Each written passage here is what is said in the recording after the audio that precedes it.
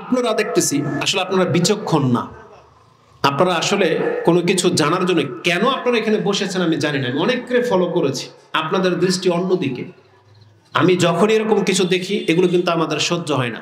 আমরা শিক্ষাগতার দিক থেকে মানে ছোট হতে পারি, অত পপুলারিটি আমাদের নাই, হেলিকপ্টার দিয়ে আসি নাই, এই জন্য আপনাদের কাছে হয়তো মূল্যায়ন হচ্ছে না। কিন্তু এটা আমরা কোনোদিন সহ্য করবো না যে আমি বক বক করেই যাব আর আপনি যা খুশি তা আচরণ করবেন, এটা হইতে পারে না।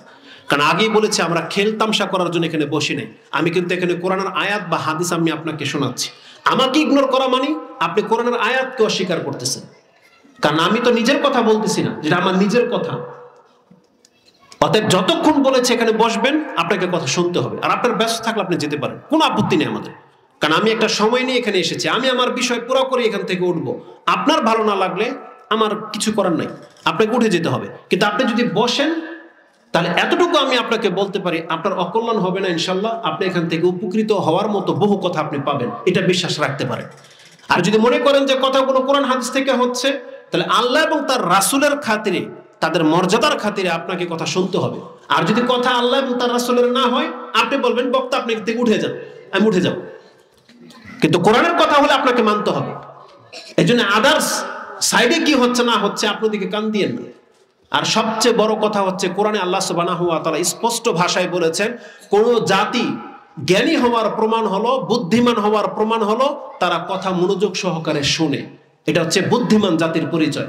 কিন্তু যেই জাতিরা কথা শুনে না, আল্লাহ বলছেন এরা অধম, এরা অজ্ঞ জাতি। যারা কথাই শুনতে চায় না, এটা অজ্ঞতার পরিচয়। মানে এরা ভালো চরিত্রের না, এক কথায়। আসুন আমি আপনাকে কোরআনে বলছি যে আমি কোরআন থেকে বলবো। সূরা জুমার 39 নম্বর সূরার 18 নম্বর আয়াতটা দেখেন। আল্লাহ সুবহানাহু ওয়া তাআলা বলেছেন 17 নম্বর আয়াত থেকে, ফাবাশশির ইবাদ, আপনি আমার বান্দাদেরকে সুসংবাদ দিয়ে দিন। কারা? আল্লাযীনা ইয়াস্তামিউনাল কাওলা ফায়াত্তাবিউনা আহসানা, নিশ্চয়ই আমার ওই বান্দারা যারা কথা মনোযোগ সহকারে শুনে, ফায়াত্তাবিউনা আহসানা, এবং উত্তম কথা হলে মেনে নেয়। এই দুইটা কাজ যে ব্যক্তি করতে পারবে, আল্লাহ বলেন ফাউলাইকাল্লাযিনা হাদাহুমুল্লাহ ওয়া উলাইকা হুম উলুল আলবাব, এরাই হচ্ছে হেদায়েত প্রাপ্ত আল্লাহর পক্ষ থেকে, আর এরাই হচ্ছে জ্ঞানী। তার মানে দুইটা আচরণ আপনি করে দেখাবেন, আল্লাহ আপনাকে দুইটা সার্টিফাই করেছে। আপনি কথা মনোযোগ সহকারে শুনবেন, শোনার পরে ভালো কথা হলে মানবেন। এই দুইটা আল্লাহ বলছেন এই ব্যক্তি হচ্ছে হেদায়েত প্রাপ্ত, এই ব্যক্তি হচ্ছে উলুল আলবাব, বিচক্ষণ। এটা আল্লাহ বলেছেন। এখন আপনি যদি নিজের মর্যাদা আল্লাহর আয়াতের দিকে নিতে চান, তাহলে আপনাকে প্রথম কাজ কথা মনোযোগ সহকারে শুনতে হবে। আমি এখান থেকে উঠে গেলে আপনি বিচার করবেন কথাগুলো কি ছিল, আমাদের শেখরা যা বলে এটা কি ছিল। তখন আপনি ভালো হলে মানবেন, মানতে পারলে আল্লাহ বলেছে এটা জ্ঞানীর কাজ, এটা কোরআন বলেছে। আর যদি এর বিপরীত হয়, এটা একটা জাহান্নামে যাওয়ার কারণ হতে পারে। আপনি ভাববেন না ইসলামের কোনো একটা কাজ মানে যা ইচ্ছা তাই না। ইসলামের প্রত্যেকটা কাজ খুব মারাত্মক। হয় আপনাকে এটা অনেক উপরে উঠাই দেবে, আর না হলে আপনাকে একবার লাঞ্ছিত করে ছেড়ে দেবে। এটা হচ্ছে ইসলামের বিধানগুলো। সূরা মুলকের মধ্যে আল্লাহ বলেছেন জাহান্নামীদেরকে জিজ্ঞেস করবে, আলাম ইয়াতিকুম নাযির, তোমাদের কাছে কি কোনো সতর্ককারী আসে নাই? তোমরা জাহান্নামী কেন? তারা বলবে কালু বালা কাদ জাআনা নাযিরুন, হ্যাঁ আমরা স্বীকার করতেছি আমাদের কাছে সতর্ককারী এসেছিল। এবং তারা 10 নম্বর আয়াত যেটা সূরা মুলকের মধ্যে রয়েছে, তারা বলবে ও কালু লাউ কুননা নাসমাউ আও নাকিলু মা কুননা ফি আসহাবিস সাইর, হায় আমাদের দুর্ভোগ, যদি আমরা সেই দিন কথা শুনতাম, বা দুনিয়াতে যদি আমরা কথা শুনতাম, আও নাকিলু, আর যদি বুঝতাম, তাহলে আমরা জাহান্নামী হই না। তাহলে আজকে অধিকাংশ মানুষ কিন্তু এই জন্য ইসলাম থেকে মুখ ফিরিয়ে যাচ্ছে। প্রথম কথা হচ্ছে তারা ইসলামের কথা শুনে না, দ্বিতীয় হচ্ছে তারা বোঝে না। যারাই খুতবা শুনে অধিকাংশ এসে ঝুমে মিম্বর থেকে যে কি বলা হচ্ছে এটা সে বোঝে না, বুঝতেও চায় না। আল্লাহ সুবহানাহু ওয়া তাআলা মুমিনদের কেমন হতে নিষেধ করেছেন। আমি যদি এখন এই বিষয় নিয়ে কথা বলি, আমার বক্তব্য চলে যাবে আরেক দিকে। সূরা আনফাল 8 নম্বর সূরার আপনি 24 নম্বর আয়াত থেকে নিয়ে পড়েন, 20 নম্বর আয়াত থেকে নিয়ে পড়েন। আল্লাহ সুবহানাহু ওয়া তাআলা মুসলিমদেরকে বলেছেন, ওয়ালা তাকুনু কাল্লাযিনা ক্বালু সামি'না ওয়া হুম লা ইয়াসমাউন। আল্লাহ বলেছেন হে ঈমানদাররা, তোমরা তাদের মতো হয়ো না যারা বলে যে আমরা শুনলাম অথচ শুনে নেই। লা ইয়াসমাউন, আল্লাহ বলেছেন অথচ শুনে নেই। আল্লাহ বলেছেন ইন্না শাররা দাওয়াবি ইনদাল্লাহি সুম্মুম বুকমুল লাযী লা ইয়াকিলুন, নিশ্চয়ই আল্লাহর কাছে সবচেয়ে নিকৃষ্ট প্রাণী হলো যারা বধির, বোবা এবং বেয়াক্কেল, আকল নেই যাদের। লা ইয়াকিলুন, আল্লাহ বলেছে যারা বুঝেই না কথা, শুনতেও চায় না, বলতেও পারে না। আল্লাহর নাম যে নেবে এই মুখটাই তার খোলে না আল্লাহর জন্য, আল্লাহর কথা শুনতেই সে চায় না। আল্লাহ বলেছেন ইন্না শাররাদ দাওয়াবি, এটা হচ্ছে সবচেয়ে নিকৃষ্ট প্রাণী। মুসলিম কোনোদিন এমন হতে পারে না। মুসলিমদেরকে কথা শুনতে হবে, এটা হচ্ছে আপনি বাধ্য। আল্লাহ সুবহানাহু ওয়া তাআলা সূরা নূর 24 নম্বর সূরার 51 নম্বর আয়াতে কথা বলেছেন ইন্নামা কানা কাউলাল মুমিনিনা ইযা দুউ ইলা আল্লাহি ওয়া রাসূলিহি লিয়াহকুমা বাইনাহুম আইয়াকুল সামি'না ওয়া আতা'না। আল্লাহ বলেন মুমিন তো তারা, তাদের কথাই হবে এটা যখনই তাদেরকে আল্লাহ এবং তার রাসূলের পক্ষ থেকে কোনো ফরমান জারি করে দেওয়া হবে, সে বলবে সামি'না, আমি শুনলাম, ওয়া আতা'না, মানলাম। কিন্তু আমরা শুনতেই রাজি না। আরে গরম বক্তব্য আমরাও দিতে জানি, আপনাকে হাসাতে পারবো, কাঁদাতেও পারবো, কিন্তু বলেছিলাম যে একটা বিষয় নিয়ে কথা বললে আমাদেরকে সেই বিষয়ের উপরে থেকে কথা বলতে হয়। তো কথাগুলোকে মূল্যায়ন করার চেষ্টা করেন। এখানে রাসূলুল্লাহ সাল্লাল্লাহু আলাইহি ওয়াসাল্লামের হক নিয়ে কথা চলতেছে, আপনি কতটা মূল্যায়ন করবেন রাসূল সাল্লামকে, এই সম্পর্কে দিক নির্দেশনা আপনাকে দেওয়া হবে। আল্লাহ যেন আমাদেরকে বোঝার এবং সেই অনুযায়ী আমল করার তৌফিক দান করেন, বলেন আমিন। তো আল্লাহ সুবহানাহু ওয়া তাআলা আমাদেরকে বলেছেন যে রাসূলুল্লাহ সাল্লাল্লাহু আলাইহি ওয়াসাল্লাম আমাদেরকে যা দেন এটা আমাদেরকে গ্রহণ করতে হবে, এটা প্রত্যেকটা মুসলিমের উপরে ফরজ। এই কথা বলতে গিয়ে হাসান আল বসরি রাহিমাহুল্লাহর একটা উক্তি আমি আপনার কাছে কোট করতে চেয়েছিলাম, যে হাসান আল বসরি রাহিমাহুল্লাহ বলেন কোন ব্যক্তি যদি মুখে বলে আমি মুসলিম, ততক্ষণ পর্যন্ত যথেষ্ট হবে না যদি সে কর্ম না করে। লা ইয়াসিহুল কাউল ইল্লা বিআমাল, তার আমল ছাড়া তার কথা যথেষ্ট হবে না। ওয়ালা ইয়াসিহু কাউলুন ওয়া আমালুন ইল্লা বিন্নিয়া, আর আপনি কর্ম করলেন, মুখে বলতেছেন আমি মুসলিম, কিন্তু নিয়ত ঠিক না থাকলে আপনার ইবাদত কবুল হবে না। তারপরে শুধু এখানে যথেষ্ট নয়, তিনি বলছেন ওয়ালা ইয়াসিহু কাউলুন ওয়া আমালুন ওয়া নিয়াতুন ইল্লা বিসুন্নাহ, যদি কোনো কাজ নিয়ত ঠিক, আপনিও মুসলিম, কর্মটাও ভালো, কিন্তু কাজটা যদি রাসূল সাল্লাল্লাহু আলাইহি ওয়াসাল্লামের সুন্নাহ মোতাবেক না হয় তাহলে এটা যথেষ্ট হবে না। কত বড় কথা বলেছেন।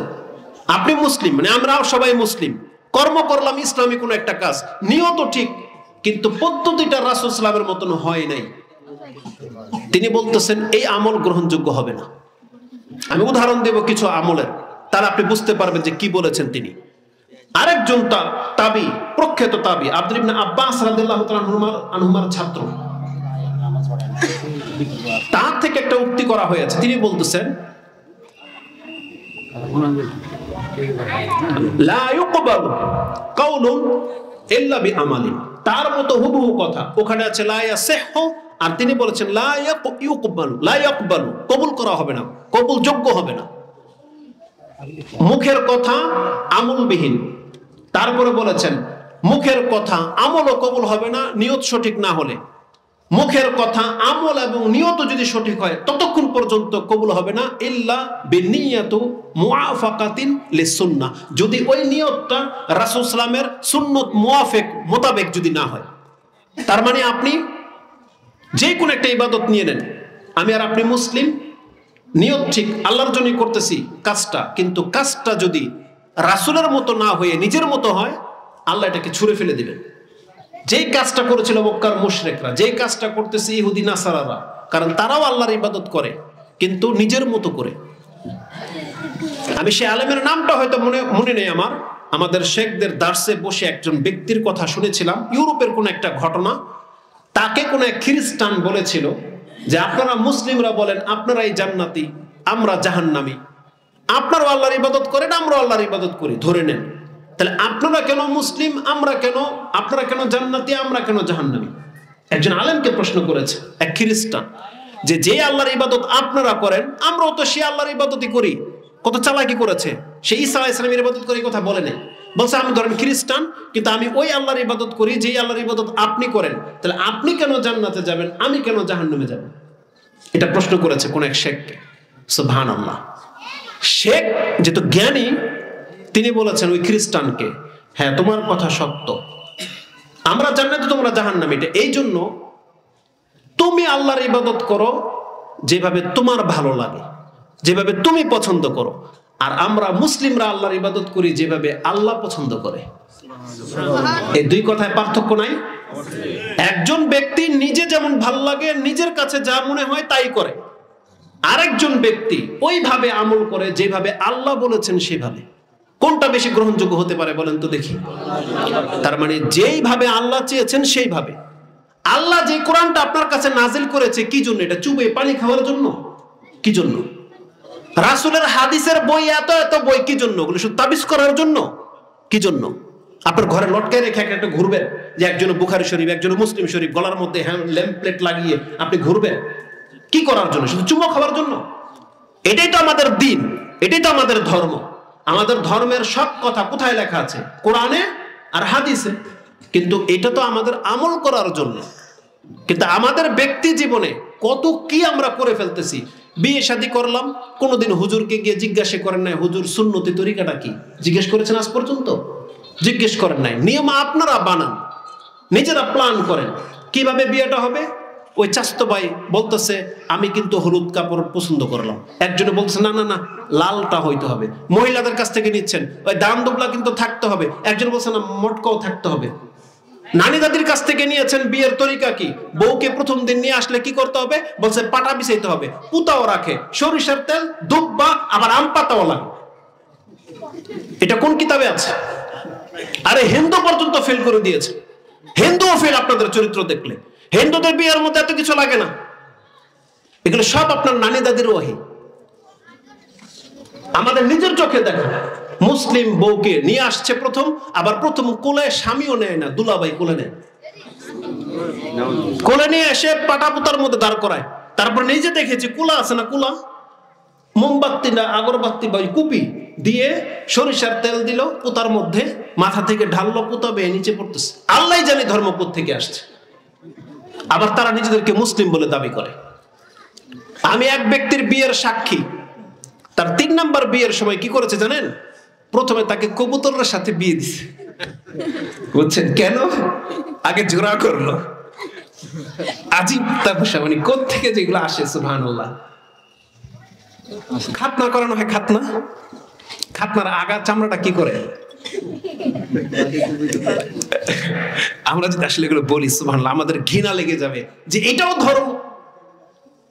বালিশের নিচে রাখে কয়েকদিন, 1 সপ্তাহ না কতদিন, তারপরে এটা একটা আনুষ্ঠানিকতার মাধ্যমে মাটিতে নিয়ে পুঁতে ফেলা হয়। হায় রে জাতি, ধর্মই বোঝে না। আর এটা হচ্ছে খিসালুল ফিতর, রাসূল ইসলামের প্রাচীনতম সুন্নত গুলো। খাতনা করার পরে আগার চামড়া যদি 7 দিন রাখতে হয়, নখ কেটে কি করেন? মোষ কেটে কি করেন? আর নিচের গুলোর কথা বললামই না, কি করেন ওগুলাকে? 7 দিন রাখেন না সাথে সাথে ফেলে দেন? তাহলে সবকিছু সাথে সাথে ফেলে দেন, এইটা রাখতে হবে 7 দিন। এটা একটা আজীব জাতি, আজীব। বুঝছেন, হাসছি আমি আসলে, কিন্তু দুঃখ হয়। মানে আমাদের জাতিকে যদি বিবেক আঙ্গুল দিয়ে না দেখানো হয়, এই জাতি শুধরানোর জাতি না। কত নোংরামি তাদের মধ্যে রয়েছে জানেন? আরো মজার ব্যাপার কি জানেন? যারা খাতনা করার দিন অনুষ্ঠান করেন, 7 দিনের দিন করেন না? তো কেউ নাকি বলেছিল যারা ওই 7 দিনের জন্য খাতনা করে যে আমার বাসায় আমার ছেলের খাতনার দাওয়াত। তাই বলতেছে এটা তো সুন্নতের একটা। তাহলে যেদিন মোচ ফালান, নাভির নিচের চুল ফালান, ওই দিন কেন দাওয়াত দেন না? কারণ এগুলো তো সবই সুন্নতের অন্তর্ভুক্ত না। তাহলে খাতনার দিন দাওয়াত দিলেন, ওই দিন কেন দেন না? তাহলে আমাদের ধর্মটা আসলে আমরা তামসা বানিয়ে ফেলেছি, বিয়ে শাদী থেকে নিয়ে শুরু করে জীবনের প্রতিটা ক্ষেত্রে। আর আমি তো নামাজে এখনো ঢুকিই নাই। নামাজে ঢুকলে আপনার চেহারা কালো হয়ে যাবে। তাহলে আমাদের হুজুররা কি শিখায়? তাহলে আপনার চেহারা কালো হয়ে যাবে। আমরা যে গতানুগতিক নামাজ পড়তেছি, কতগুলো বিষয় আছে যেগুলো আমরা রাসূল ইসলামের সুন্নাতকে জেনে তারপরে সালাত আদায় করি, এরকম মানুষ পাওয়া যাবে খুব কম। বরং আমরা গতানুগতিক সালাত আদায় করতেছি, এটা অধিকাংশ মানুষের অবস্থা। কি এটা? তো আমাদের মূল বিষয় হচ্ছে, আমি আপনার পুরো সার্কেলটাকে তুলে ধরতে চাচ্ছি। আপনি যেই দিন রাসূল ইসলামের মহব্বত আপনার অন্তরে ঢুকে যাবে, আপনি যেদিন বুঝতে পারবেন রাসূল ইসলামের মানটা কি আমাদের কাছে, বা তার মতো যদি আমাদের ইবাদত না হয় আমরা কতটা ক্ষতিগ্রস্ত হব, তখন আপনার ব্যক্তি জীবনে সালাত থেকে নিয়ে একেবারে নখ কাটা পর্যন্ত প্রত্যেকটা জিনিস করার আগে আপনার চিন্তা হবে যে আমি আগে দেখে নিই আমার রাসূলের কি করেছিলেন, আমার রাসূলের আদর্শ কি। তখন আপনি খুঁজবেন। কিন্তু আজকে আমরা এটার গুরুত্ব বুঝি না, যদিও মুখে বলি, কিন্তু আমরা গুরুত্ব বুঝি না যে আল্লাহর রাসূলকে কেন আল্লাহ পৃথিবীতে পাঠিয়েছেন। তাহলে এই যে হাসান আল বসরি, সাইদ ইবনে জুবায়ের, তাদের যে উক্তি যে আমাদের কাজ কর্ম যদি রাসূল ইসলামের সুন্নাহ মোতাবেক না হয়, তাহলে এটা কোনোদিন গ্রহণযোগ্য হবে না। এটা কি তারা নিজে থেকে বলেছেন? নিজে থেকে বলেননি। আসলে আমি একটা দলিল দিই, কারণ আমার প্রত্যেকটা জিনিস বলার আগে আমি খুঁজি যে কিসের ভিত্তিতে তারা এই কথা বলেছেন। তার মধ্যে একজন শেখের একটা উক্তি খুব চমৎকার লেগেছে। তিনি দলিল স্বরূপ একটা হাদিস এনেছেন যে তাদের এই কথাটা কতটা যুক্তিসঙ্গত। একটা হাদিস নিয়ে নেন, যেটা ইমাম বুখারী রাহিমাহুল্লাহ তিনি তার ৭৩ নম্বর অধ্যায় কিতাবুল আদাহি কুরবানির অধ্যায় এনেছেন। বারা ইবনে আযিব রাদিয়াল্লাহু তাআলা তার বর্ণনাকারী,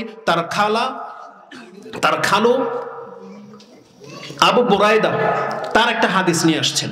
কি করেছিলেন আবু বুরদা? তিনি কুরবানির ঈদের দিন তিনি তার পশুটাকে সকাল সকালে জবাই করে ফেলেছিলেন। তার নিয়তটা ছিল কি, দেখেন কত চমৎকার। সে চেয়েছিল যে আজকে ঈদের দিন, আর আমার পশুর গোশত সর্বপ্রথম রাসূল খাবে, আমার আত্মীয় স্বজন খাবে, যাতে কারো কাছে গিয়ে হাত পাততে না হয়। তিনি সকাল সকালেই পশুটাকে জবাই করে ফেলেছিলেন। এই কথা চলে গেছে রাসূল সাল্লাল্লাহু আলাইহি ওয়াসাল্লামের কানে। তখন রাসূলুল্লাহ সাল্লাল্লাহু আলাইহি ওয়াসাল্লাম যেটা বলেছেন, আমি আপনাকে সেই হাদিসটা কোট করে শোনাই। সেই হাদিসটা ইমাম বুখারী রাহিমাহুল্লাহ বলেছিলাম যে কিতাবুল আদাহের মধ্যে এনেছেন 5556 নম্বরে গিয়ে আপনি পেয়ে যাবেন। রাসূলুল্লাহ সাল্লাল্লাহু আলাইহি ওয়াসাল্লাম তার এই আচরণ দেখে তিনি বলেছিলেন, শাতুকা শাতু লাহমিন, তোমার এই বকরিটা তোমার গোশত খাবার বকরি হয়ে গেছে, এটা কুরবানি বলে গ্রহণযোগ্য হয় নাই। একজন সাহাবী, এর চেয়ে উত্তম মুসলিম আর হতে পারে? সাহাবী কাজ করেছে কি কুরবানি, নিয়ত কত পরিষ্কার যে আমার গোশত আমার আত্মীয় স্বজন রাসূল সর্বপ্রথম খাবে। নিয়ত কত চমৎকার না? তাহলে মুসলিম ঈদের দিন কুরবানিও করেছে আল্লাহর জন্য। ডিফারেন্সটা কি করেছে, পার্থক্যটা কি? শুধু নামাজের আগে করেছিল, এতটাই। রাসূল বলছে তিলকা শাতু লাহমিন, এটা একটা গোশত খাবার বকরি হয়ে গেছে। সুম্মা কাল, তারপর রাসূল সাল্লাল্লাহু আলাইহি ওয়াসাল্লাম বলেছেন, কি বলেছেন?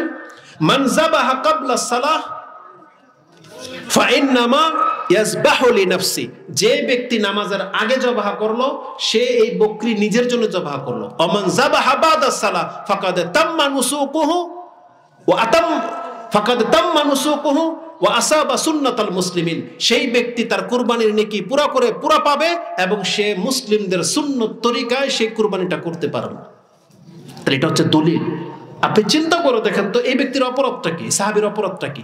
শুধু নামাজের আগে কুরবানি করে ফেলছে, এতটাই না? রাসূল বলছে এটা কুরবানি হিসেবে কবুল হয় নাই, এটা গোশত খাবার বকরি হয়ে গেছে। আপনি অনেক ইবাদতের ক্ষেত্রে বলেন এটা তো সুন্নাহ, না করলে কি হবে? আর এটাও তো সুন্নত, কুরবানির পরে করা, সালাতের পরে করা, এটা তো একটা সুন্নত ছিল। রাসূলুল্লাহ সাল্লাল্লাহু আলাইহি ওয়াসাল্লামের এতটা সুন্নত, সেই ব্যক্তি ডিফারেন্স করার কারণে রাসূল সাল্লাল্লাহু বলে দিয়েছেন তোমার এটা কুরবানির পশু হয় নাই, এটা একটা জায়েজ গোশত খাওয়ার বকরি হয়ে গেছে। তাহলে রাসূলুল্লাহ সাল্লাল্লাহু আলাইহি ওয়াসাল্লামের আমলটা, আদর্শটা আমাদের জন্য কতটা গুরুত্বপূর্ণ আপনি একবার ফিল করেন যে রাসূলুল্লাহ সাল্লাল্লাহু আলাইহি ওয়াসাল্লাম আমাদের জীবনের ভূমিকাটা কি রাখে। রাসূলুল্লাহ সাল্লাল্লাহু আলাইহি ওয়াসাল্লামের